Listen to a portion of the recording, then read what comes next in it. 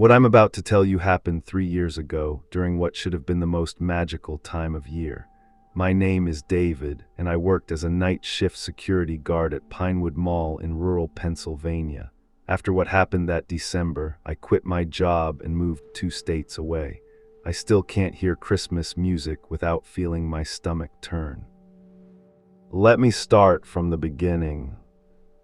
Pinewood Mall was one of those dying shopping centers you see all over America. Half the stores were closed, their windows covered with brown paper. The food court only had 2 restaurants still operating. But every Christmas season, the mall owners went all out with decorations, trying to recapture some former glory. They'd bring in this massive Santa setup, a workshop scene with animated elves, fake snow machines, the works. And of course, they hired a Santa. The Santa that year was different from previous years. His name was Nicholas Crowe, and he'd answered an ad the mall posted online. The manager, Karen, told me she'd been desperate because their usual Santa had backed out at the last minute. Nicholas showed up with his own authentic-looking costume, a real beard that needed no fake additions, and he was willing to work for less than they usually paid. She hired him on the spot. I first met Nicholas on December 1st, around 11 p.m. I was making my rounds when I saw him sitting on the Santa throne in the dark, empty mall, just sitting there, staring straight ahead. The only light came from the security lamps, giving everything this eerie blue glow. "Mall's closed," I called out, my hand instinctively moving to my flashlight. He turned his head slowly toward me. Even in the dim light, I could see his eyes. They were almost colorless, like ice. "Just getting a feel for my workspace," he said, his voice surprisingly deep. "I like to prepare." "Yeah, well, you can prepare during business hours. I'm going to have to ask you to leave." He stood up. He had to be 6'5" and walked toward me with measured steps. As he got closer, I noticed something strange. His Santa costume looked old, really old. Not vintage trendy old, but genuinely antique. The fabric had a weird texture, and there were stains that looked like they'd been there for decades. "Of course," he said, smiling. His teeth were perfectly white, perfectly straight. "I apologize. I'll see you tomorrow, David." I hadn't told him my name. My name tag was pinned to my jacket, so I figured he'd seen it, but something about the way he said it made my skin crawl. He walked past me toward the exit, and I swear the temperature dropped 10 degrees. The next day, Nicholas started his work as the mall Santa. I wasn't there during the day. I worked the night shift from 10 p.m. to 6 a.m., but Karen told me everything went fine. Kids loved him. Parents thought he was perfect. He had this presence, she said, that made you believe he really was Santa Claus. But the night security footage told a different story.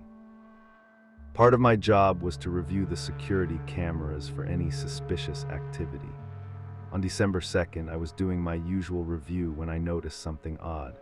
At 9:47 p.m., just after the mall closed, Nicholas walked out of the employee break room where the Santas would change, but he wasn't heading for the exit. He was walking through the mall, stopping at every closed storefront, peering into the dark windows. I watched him on camera for 20 minutes. He'd stand at each store perfectly still for exactly 2 minutes. Then he'd move to the next one. When he reached the toy store, one of the few still open, he pressed his face against the glass for so long I thought the camera had frozen. I should have reported it, I know that now, but I told myself he was just a weird guy. Maybe he was nostalgic. Maybe he was poor and liked looking at things he couldn't afford. I made excuses because the alternative, that something was genuinely wrong, was too unsettling to confront. The first incident happened on December 7th. A mother called the police around 2 p.m. She'd brought her 5-year-old daughter to see Santa, and while they were talking, Nicholas had grabbed the girl's hand too tightly. The mother said her daughter started crying, and when she tried to pull away, Nicholas wouldn't let go immediately. He just kept staring at the little girl with those pale eyes, whispering something the mother couldn't hear. When mall security approached him, Nicholas released the girl and apologized profusely. He said he'd been moved by the child's wish. She'd asked for her deployed father to come home, and had simply held her hand in comfort. The mother didn't press charges, but she did file a complaint. Karen called me that evening before my shift. "Keep an eye on the Santa, okay? I can't afford to replace him this close to Christmas, but if he does anything else weird, I need to know." That night, I watched him extra carefully on the cameras. At 10:15 p.m., Nicholas exited through the south entrance like normal. I watched him walk to his car, an old van, rust-colored with no windows in the back. But here's the thing, he never drove away. I checked multiple cameras. His van sat in the parking lot for 3 hours, not moving. I couldn't see inside the cab because of the angle, but I could see the van never left. At 1:22 a.m., I saw movement on camera 14, which covered the loading dock entrance. The door was opening from the inside. I grabbed my flashlight and radio and ran toward the loading dock. My heart was hammering so hard I could feel it in my throat. When I reached the dock, the door was closed and locked. I checked it twice. The electronic log showed it hadn't been opened since the last delivery at 6 p.m. But I knew what I'd seen. I reviewed the footage again. At 1:22 a.m., the loading dock door opened about 3 feet. For exactly 8 seconds, it stayed open. Then it closed. The camera angle didn't show what was on the other side of the door, but I could see something had caused it to open. The lock mechanism had been disengaged from the inside. The next morning, I filed a report about a possible security breach. The mall's daytime security guy, Pete, called me that afternoon. "Check the loading dock," he said. "Doors functioning fine. No signs of forced entry. You probably saw a glitch in the camera feed." "Pete, I know what I saw." "David, you work alone every night in an empty mall. Sometimes the mind plays tricks. Get some rest." "Okay." I didn't get rest. That night, I came prepared with my phone to take videos of the security feeds if I saw anything unusual. I saw something unusual. At 11:47 p.m., Nicholas's van was still in the parking lot. I'd been checking every 20 minutes. Then, on camera 8, which covered the main entrance, I saw him inside the mall. He was standing in the center of the concourse, right under the big Christmas tree, just standing there in his full Santa costume. His arms were at his sides, his head was tilted back, looking up at the tree. The automatic lights had long since turned off, so he was standing in near total darkness, but the camera's night vision caught him clearly. I grabbed my radio and ran toward the concourse. My footsteps echoed through the empty mall, the sound bouncing off the closed storefronts. When I reached the tree, he was gone. I spun around, shining my flashlight in every direction. "Nicholas, Mr. Crowe, you need to leave the building." Nothing, just my own breathing and the hum of the HVAC system. I called out again, "I know you're here, I saw you on camera." Then I heard it from the Santa workshop area about 50 feet away. Bells. The little jingle bells on the elf decorations were moving, ringing softly in a rhythm that sounded almost like a song. I approached slowly, my hand shaking so badly the flashlight beam wobbled.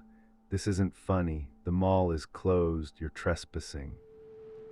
The bells stopped. I reached the workshop area and swept my light across the scene. Everything looked normal. The throne sat empty.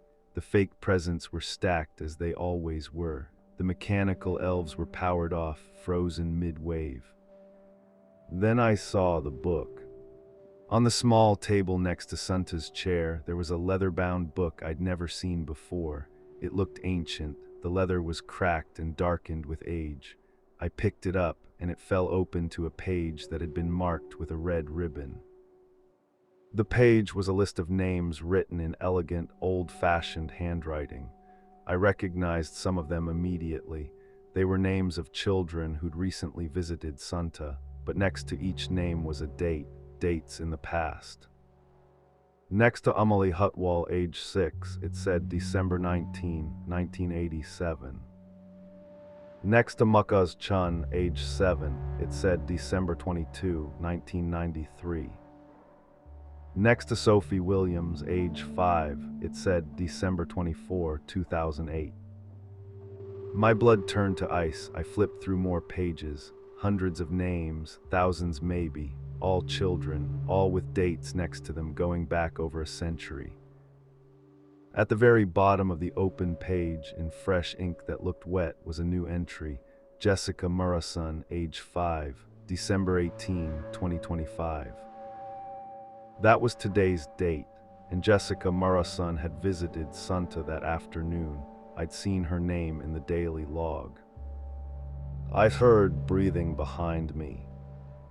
I spun around and there he was, Nicholas Crowe, standing 10 feet away in his Santa costume, those colorless eyes fixed on me. He was smiling, but it wasn't the jolly Santa smile. It was something else, something predatory. "You shouldn't have opened that, David," he said softly. "What is this?" I held up the book. "What are these dates?" "Deliveries," he said, taking a step closer. "I've been making deliveries for a very, very long time." "I'm calling the police." I reached for my radio. "They won't believe you, no one ever does." Another step. "I've been reported dozens of times over the years, investigated, even arrested once back in 1952. They always let me go, because I'm just a man in a Santa suit. I'm harmless, beloved, trusted." "Stay back." I pulled out my flashlight like a weapon, which was ridiculous, but I didn't know what else to do. "Do you know the original story, David, the real one?" His voice was almost hypnotic. "Before the Coca-Cola Santa, before the mall appearances and the Christmas specials, there was a darker version, a version where I didn't bring gifts to good children. I took bad children away." "You're insane." "Am I?" He smiled. Wider, the old stories speak of Krampus, Belsnickel, Black Peter, different names for the same idea. Someone has to balance the scales, someone has to punish the wicked, but here's the secret they don't tell you: all children are wicked eventually. All children deserve punishment, and I've been delivering it for 300 years. He lunged forward with inhuman speed. I swung the flashlight, but he caught my arm mid-swing. His grip was like iron. His face was inches from mine, and I could smell something horrible on his breath, like rotting meat and old smoke. "The Morrison girl told me she wanted a puppy for Christmas," he whispered. "She also told me she'd been hitting her baby brother. Isn't that naughty, David? Doesn't she deserve to be taught a lesson?" I kneed him in the stomach and ripped my arm free. I ran. I didn't think, I just ran toward the main entrance, fumbling with my keys. Behind me, I could hear him walking, not running, just walking, but somehow keeping pace. His footsteps echoed through the mall, steady and inevitable.